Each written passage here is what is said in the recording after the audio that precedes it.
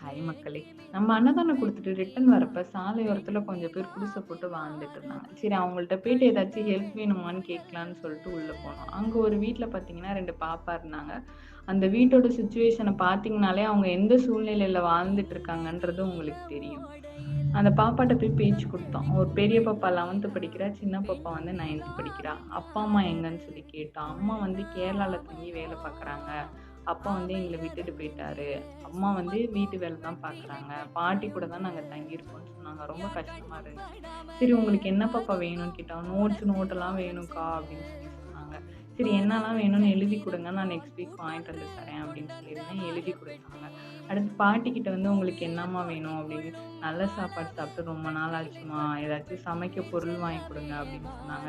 அங்க பக்கத்துல இருந்த கடையில எங்களால முடிஞ்ச பொருள வாங்கி குடுத்தோம். அரிசி, அன்னைக்கு தேவையான மளிகை ஜாமான் கொஞ்சம் வாங்கி குடுத்துட்டு வந்தோம். எங்களால முடிஞ்ச வரையும் இந்த ஃபேமிலிக்கு நாங்க ஹெல்ப் பண்றோம். பார்க்குற நீங்களும் உங்களால முடிஞ்ச ஒரு சின்ன கான்ட்ரிபியூஷன் பண்ணுங்க.